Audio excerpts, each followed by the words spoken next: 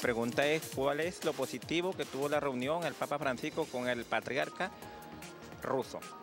¿Cuál es la razón por la cual este encuentro se ha producido tan tardíamente cuando ya hoy en día las religiones tienden a converger? Mi pregunta es la siguiente. ¿Qué importancia le ven ustedes al encuentro que estuvieron estos dos grandes líderes religiosos como el Papa y Kirill de la religión ortodoxa? Bien, aquí todos queremos saber un poco de la importancia de ese encuentro y para eso está aquí con nosotros el padre Numa Molina, quien es el rector de la Iglesia de San Francisco. Y vamos a conversar con él justamente para ahondar un poco, no solamente en el encuentro en sí, que ha sido muy publicitado, padre, sino la significación histórica, ecuménica de este encuentro que se produce después de casi 1000 años de desencuentros, de enemistad, de prácticamente desconocimiento mutuo, pues por decirlo de alguna forma, ¿no? Sí, cuando tú hablas de lo histórico, yo creo que hay que ir ahí, ¿no? Para darnos cuenta de lo que pasó en los inicios, ¿no? Ya a partir del siglo III se comenzaron a dar diferencias entre las iglesias oriental y occidental. No olvidemos que ya el cristianismo que nos llegó a Occidente había pasado por Grecia y sufrió toda una serie de transformaciones, tuvo encuentro y diríamos, se filtró a través de la filosofía griega y ya el occidental es otra cosa, la cultura occidental Claro. es muy distinta, pero sin embargo estaban bajo la dirección del mismo imperio, ¿no? Claro. Del imperio romano. No obstante, existían dos centros, que era Constantinopla y Roma. Y de algún modo Constantinopla, después, ¿no? Que se llamó Constantinopla en honor a Constantino. Ahora, qué increíble, padre, que pasaron 1000 años desde que comenzó el cristianismo en el mundo, unidos. Y después en el siglo, usted me corregirá, en el siglo IX, en el siglo XI, no sé, pero por ahí más o menos se dio el cisma que separó a las dos iglesias. Entonces ahora 1000 años después se reencuentran, pues. En el 1052 fue ese cisma, ¿no? Pero ya se habían dado varios cismas anteriores. Uno que duró 30 años, otro que duró 9 años, que sería largo aquí Claro, explicitarlo, pero que ya se habían dado ya. Por eso te decía que a partir del siglo, finales del siglo III, principios del IV, ya se comenzaron a notar desencuentros entre el patriarca oriental de Constantinopla en este caso y el Papa, porque como estaba el imperio oriental y el occidental y se habían de algún modo dividido, pues se quería también como tener la misma autoridad a nivel de la iglesia. Y bueno, los problemas de poder, porque es que el cisma no se da porque hubo diferencias doctrinales. El cisma no se da porque hubo una herejía, no. El cisma se da más que todo por cuestiones políticas y deseos de poder. Es que tiene que haber sido, porque no solamente porque lo dice la historia, sino porque además el centro doctrinal, como usted dice, son ambos católicos, ambas iglesias, es decir, universales, son apostólicas, es decir, herederas de los apóstoles, se reconocen mutuamente en lo más importante. Todos creyentes en Cristo, todos creemos que Cristo murió y resucitó, que es hijo de María. O sea, verdades como esenciales. Entonces, cuando vas a ver, lo que encuentras allí es también una falta de capacidad para negociar, para sentarse en la misma mesa.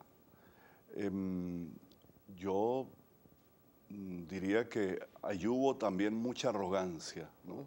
De parte y parte, cuando uno se pone a ver qué pasó, esa arrogancia que genera el poder y que llevó a que no se negociara porque había intereses también geográficos, geopolíticos.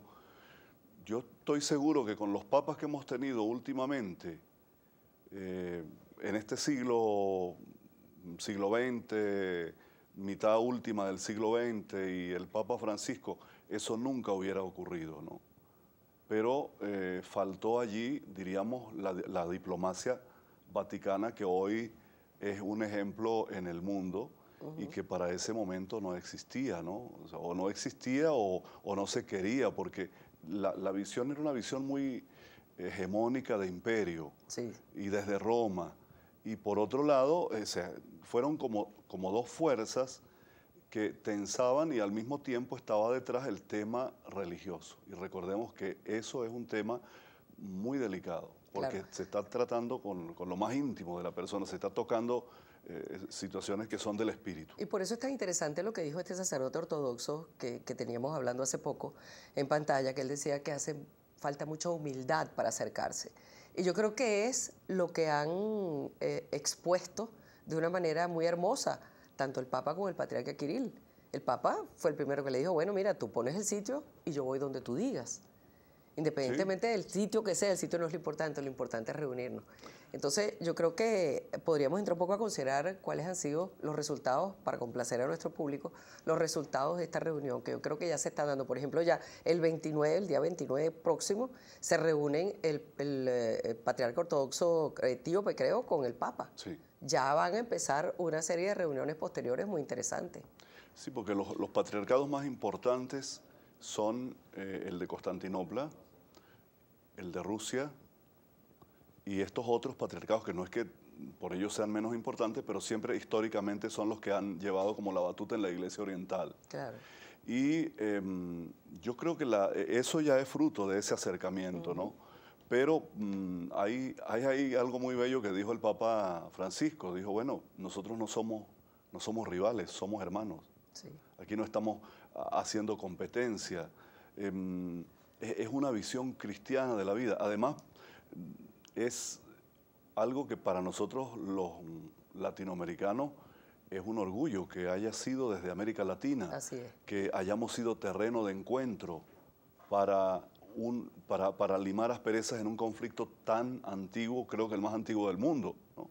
Que era religioso pero también político. Claro. Porque ahí está de por medio el tema político, de la gran política. No, y ahora en el Congreso Panortodoxo que va a tener lugar próximamente, ya se ha sabido que el patriarca Kirill va a llevar 3 temas muy importantes, que es no a las armas, no a la brecha entre pobres y ricos y sobre todo no a la discriminación, que es lo que el Papa ha llamado descarte. Es decir, ahí hay de nuevo una gran coincidencia, ¿no? Además no tiene sentido que en este momento estemos en un mundo globalizado, en un mundo plural, con tantas visiones, en un mundo de la aldea global que dijo McLuhan, ¿no? Claro. Que estemos nosotros los cristianos en estas actitudes cuando, como dicen nuestros mismos hermanos cristianos orientales, ellos dicen, cuando vienen por nosotros a matarnos, El Estado Islámico. Sí, el Estado Islámico, los extremistas islámicos, no dicen estos son cristianos ortodoxos o estos son los cristianos católicos. Dicen, ahí están los de la cruz. Así es. Bueno, padre, Ese es y le uno de están la cruz. dando, el ejemplo a un mundo tan que le falta tanta sensibilidad para tantos temas, ¿no? Padre, tenemos que terminar, pero quiero agradecerle muchísimo el que haya venido a acompañarnos en esta oportunidad, el padre Numa Molina, que es rector de la Iglesia de San Francisco.